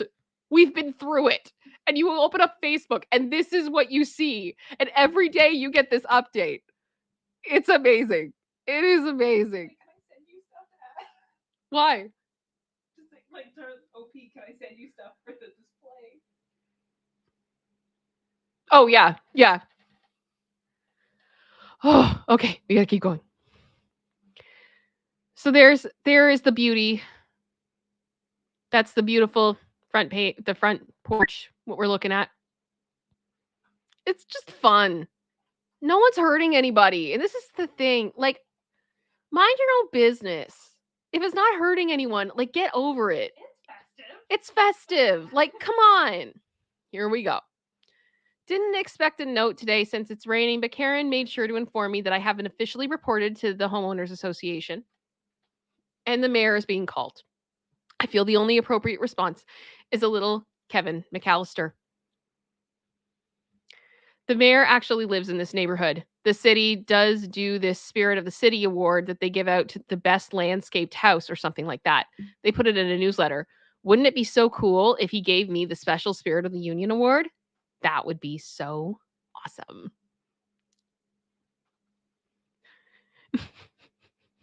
You guys give up yet? Or are you ready for more? Oh gosh. Yep. Santa isn't Santa without his elves, and a plague doctor isn't a plague doctor without his rats.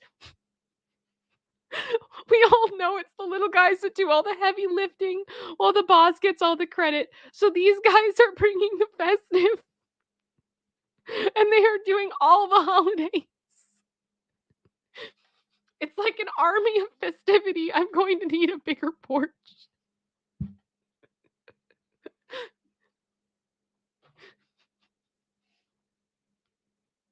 The St. Patty's hat and the 4th of July hat. I can't.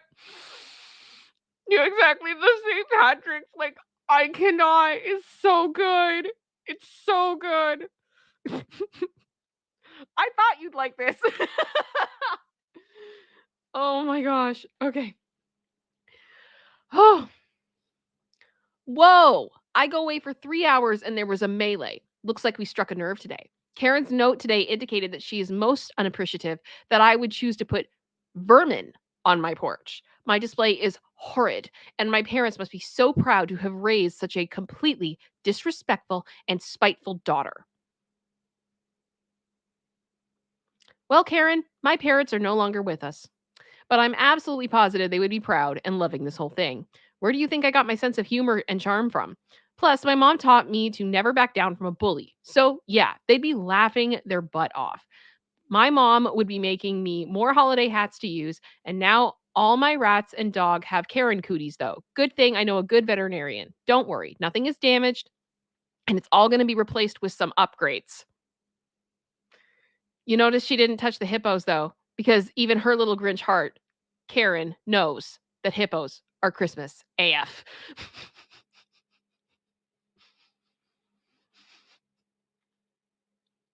I just love the response to, you destroyed my display. Well, now we do upgrades. Glorious, glorious, glorious. Okay, we've patched up the wounded and vaccinated them against Karen cooties, but the doc got a new face shield to protect him as well. What? Sorry. We are Buckeyes and we don't throw in the towel like the Michigan Wolverines do. We rub some dirt on it and carry on. The only appropriate response to insulting my rats is naturally adding a few more. Karen has been officially rat shamed. Woke up and chose violence, Katie. 100%. So there's the new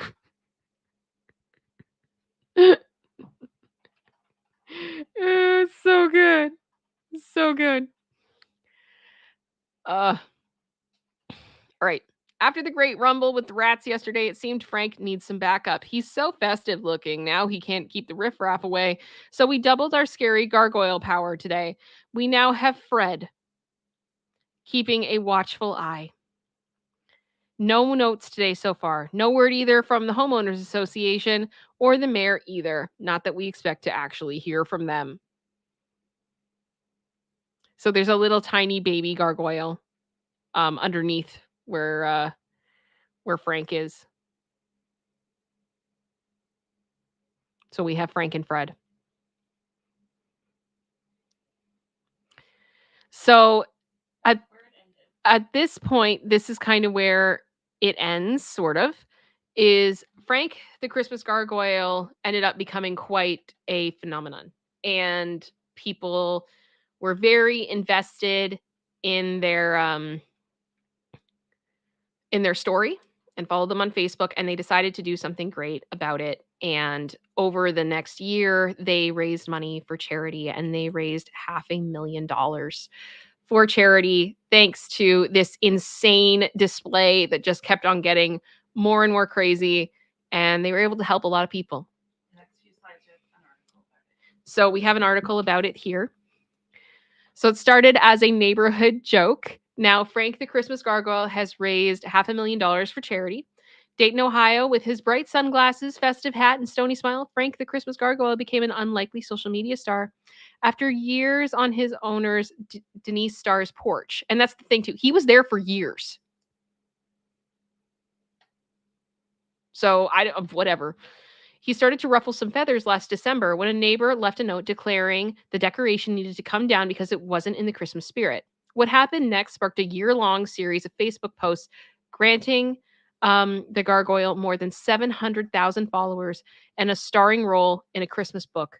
But most importantly to Star, raising $500,000 for a series of area charities.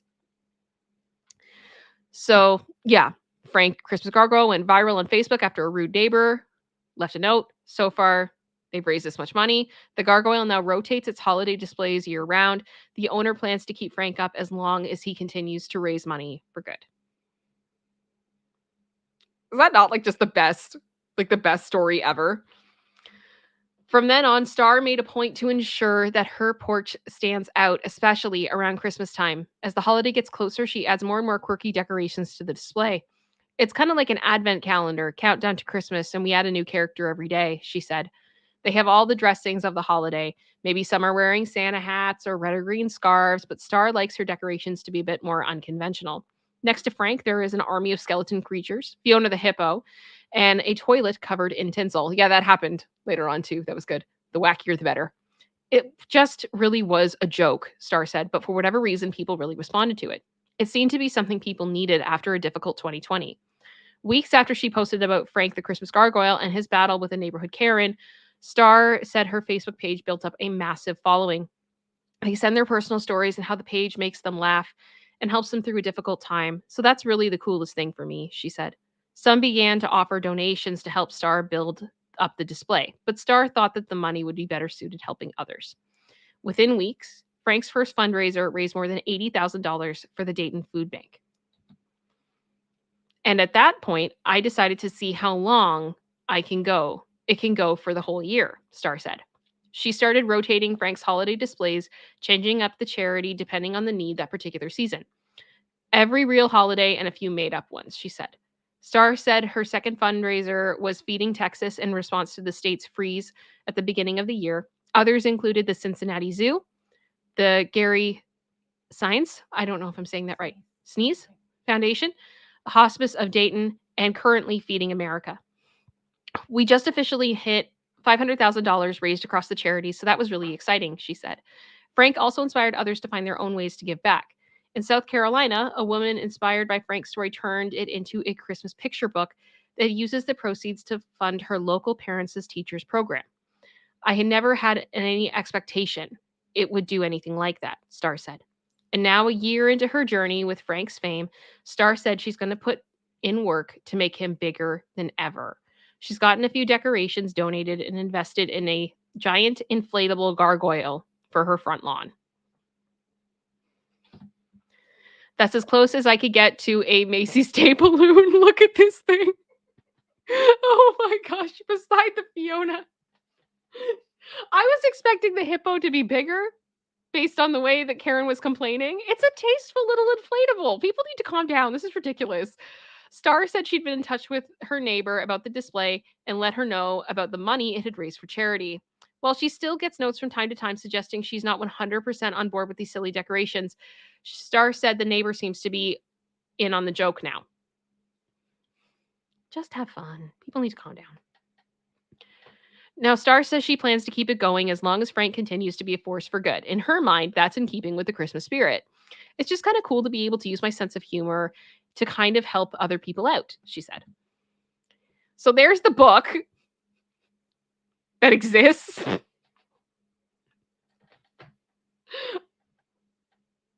I love this. I love it so much. Is this not just like, oh, King Bob, but did she get the award? I don't know. I don't know. Yep. Mandalorian, the greatest Christmas story ever. We need a biopic, Frank the Gargoyle and Friends. It's fantastic. It's so good. Oh, okay. I think we got one more slide. This is some decorations from other Okay. holidays. So producer sister put together some pictures of the decorations of other holidays that we could take a look at so you can see what she does year round if we're down for that. So yeah, I love the flamingos.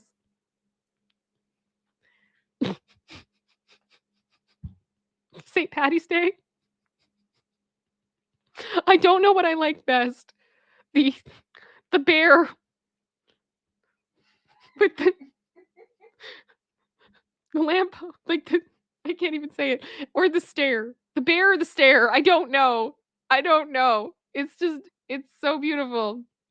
It's so beautiful. I'm assuming this was Easter. I love the peeps. But the little glasses are cute on all the Fionas. It's so good. It's so good. Today we are celebrating National Sleep in Public Day. Total raise for food banks. Yeah, at that point. And they're all sleeping. I love that the dog is stretching on its bed. I can't. Nah! The commitment. The commitment is real. The commitment is real. I'm guessing this was for football, their local football celebrating. I love it. I love it. Ugh. And this was, I believe, the next Christmas with the army of nutcrackers all coming out. And she made a sign, Frank and Friends 2024, making porches across America festive AF. Karen does not approve of this message. And that's the story of Frank. That is the story of Frank the Christmas Gargoyle. There is an animated version that Katie just sent me. Oh my gosh. Katie Artist 94 just sent my sister a animated version of this story. Oh my gosh. I don't know if I could show it though without having an issue. Yeah. That's the only problem. I will definitely take a look at that, Katie, because that sounds hilarious and I really want to see it. But oh. Jen, this is so fun. It reminds me of the burger of the day on Bob's Burgers. Yes. Yes. Yes. Bob's Burgers doesn't get enough love. It's such a good show. It's such a good show. It's so funny because literally if I bring it up at all with my dad, he immediately just starts laughing and he thinks about one of the first episodes where Bob actually put himself in the wall to avoid his in-laws. It's just so ridiculous. Oh, she said it's only 53 seconds. Oh, okay. Katie, I will look at it. I will look at it when I'm off stream. And if I think I can make it work, I will make it work. Oh, Jules, at ItsKim, how did you find this? The story made me laugh, which I haven't done in a long time. Oh, thank you for bringing this to us. It was one that my sister found years ago. When it happened. Like when it was happening, she found it. And I loved it was great. It was awesome. So I mean, I don't know why. I love the internet. I love weird things. I love the silliness, all of that. And when I find the weird, I like to share it. I really do. Because I love spreading joy. It was just, and it was, yeah, and as producer sister said, it's great to see the petty turn into something great. And I think we all also at that point that year, I mean, the birth of like the Karen thing was going on, right? We all were calling out people being insane and unreasonable and saying, you know, we don't necessarily have to put up with people's verbal abuse. And everybody was looking for something to smile. Yeah. And people were looking for something to laugh and smile about and to be happy about. And I think that was something that Frank was really able to give a lot of people. So I think that's really, really great. But yes, Katie Artist 94, spread the Christmas petty and a Mandalorian, embrace the strange. Yeah, no, so it's fun. It's fun. But it's stuff like if I find a John Daker, like I like to share that with you guys if I can. Because why would you keep that to yourself? Why would you keep that to yourself? I'd much rather laugh with other people. You know what I mean? Much rather laugh from other people. Oh my gosh, DVD. I had a gargoyle statue for years. My cleaning lady would never dust it because it scared her.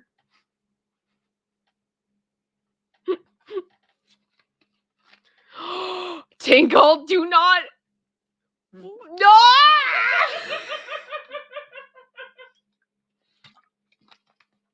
I love him. And I know that song off by heart. I know there are no words to it, but I know it.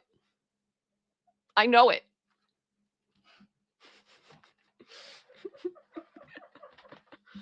Oh, yeah, yeah. Oh, I'm like hiccuping. Sorry. That okay. Trollolol guy. How many of you know Trollolol guy? Put a 1 if you know Trollolol. Because if you don't, I probably will save that for another day because I'll definitely want to take that and fair useify it.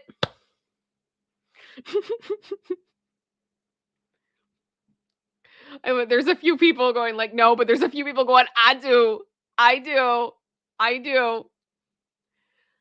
Oh, too funny. It's really funny.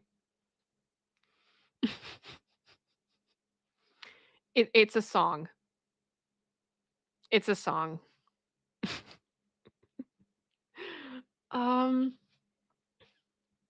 know what? Give me a second. Let me see if I can do this.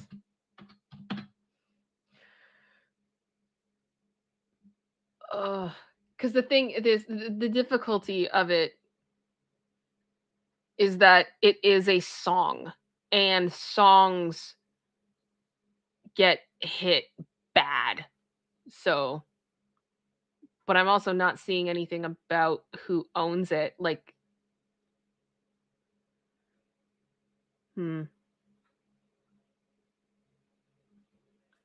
I don't think it's strike territory, but it could be claim territory. So I'm not sure. Okay, I'll have to look into it. I'm sorry, guys. I know that was a lot of buildup, and I'm not going to do it, and I apologize. But it's great. It's great, and I will show you guys on another day because it's amazing. Well, what a stream, you guys. This has been a ride. I just saw a Morith. Is that what we should call the first season of the merch line? Amorith? The Amorith collection? It sounds so like high fashion and fancy. And it's not. Oh gosh. Yep, it's great. I love you guys being like, yes. Oh my goodness. Okay, so we're gonna go into the wind down time-ish. So if you have any last minute support you want to send in, any last minute questions, anything else you really want to say, now is the time. Now is the time, or you will have to wait for the next show, which I'm planning for Monday. I don't think I'm going to be able to do a Friday show this week. I have a lot of stuff going on within my house.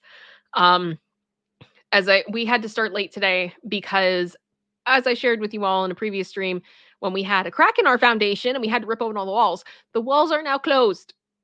We now have walls, but they had to be sanded. So there's been a lot of that type of thing going on, and it's just been a lot.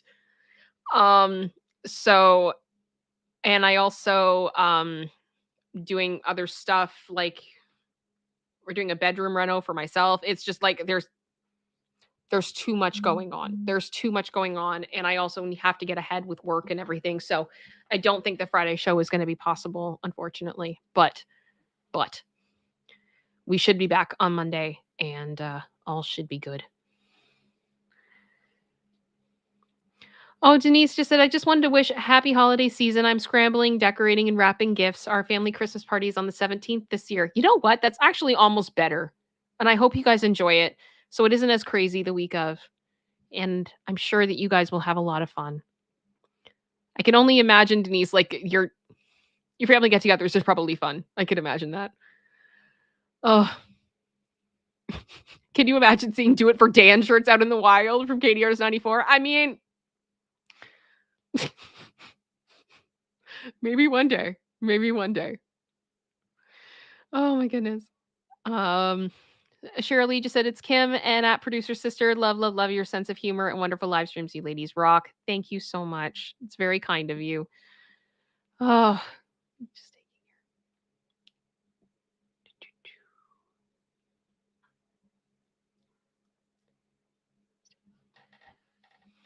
Oh, Wendy K just said again, I had so much fun. Thank you. I'm glad you guys did. I'm glad you guys did. I try to make these streams fun. I think even when we're talking about stuff that really sucks, that's really difficult, I try to keep it fun.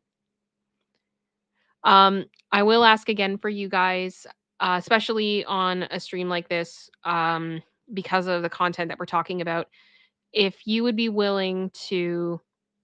I'm sorry, Denise, what? You are the youngest of 30 grandkids?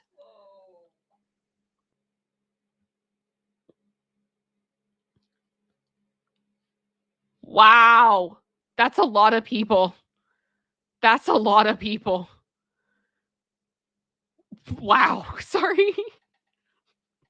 I can't even like fathom that. That's wild to me, but yay. No. Okay, so because of the content of today's stream, if you guys would not mind, when the stream ends, please reload the page. Please leave a comment. It really tells YouTube that engagement on this video is high and it will help me out greatly if you would be willing to do that. And I would very, very much appreciate it. We've got 127 people in here right now, and it would mean the world to me. And I also try to communicate with you guys for the first hour or so after the show. So what? What? My mom had 71 first cousins alive at the same time at one point? This is insane.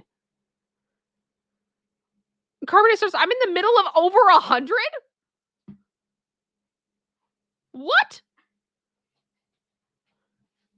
You know how many cousins I have on on both sides of my family combined? One hand. 5. I have 5. One hand. 5. That's it. Oh my goodness. Wow. Wow. Okay. All right. I'm going to play the outro. Thank you guys all so much for being here. I think it's been a good show. Please leave a comment. Please like. Please make sure you are subscribed. Share this if you think you know somebody who would love it. We'd love to have them. And I will see you guys soon. Thank you all so much for being here. Much love.